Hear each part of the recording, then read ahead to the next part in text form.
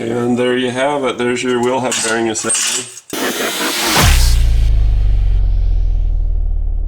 While the vehicle's raised up on jack stands and secure, rotate the wheel and grab over the top of the wheel onto the spring. If the spring makes some kind of a weird feel or noise, or if you get a whoa whoa whoa whoa whoa sound on the freeway, you may have damaged your wheel bearing. So this is the new wheel bearing. This is the old wheel bearing. You'll notice the wheel studs that you put your tire on or your wheel on with, they look the same. The one good way to support a brake caliper is to just take a coat hanger up a lot like a safety pin. Then I hook it through where the bolts are for the caliper mounting bracket. So I'm going to bring you around this side and show you the bolts on the back side. I've pulled the CV axle out, which entails pulling the nut off the end there. But this is what it looks like pulling these out.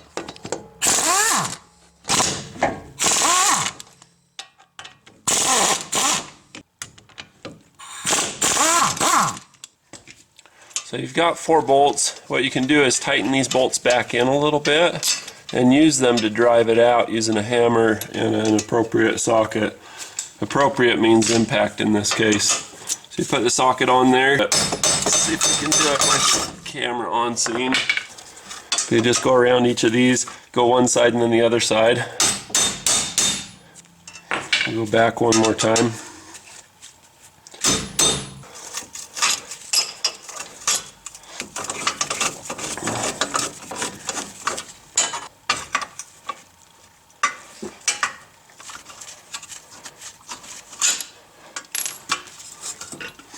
And there you have it. There's your wheel hub bearing assembly.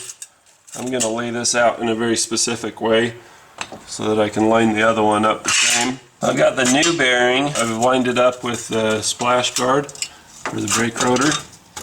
Just set it in. If you want to use anti-seize, then that's a really good idea on these. So if you can start these things the same way I drove it out, going a little bit on one side and then back to the other. That's a good idea. Whatever's the furthest one apart from the first one you put in, tighten that one down next, and then just work your way around.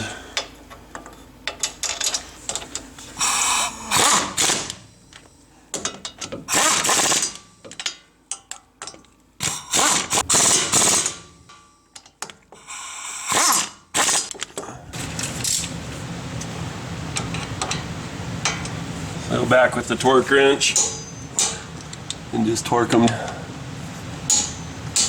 You do not want these to come off. If you do, and your wheel's attached to it, your wheel will come off. Usually if it's the first or second one that you do that's going to be a little bit loose, as you saw here.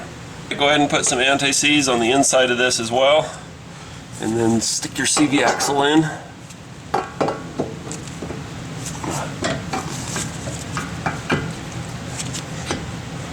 So at this point we'll put the brake rotor and the brake caliper back on.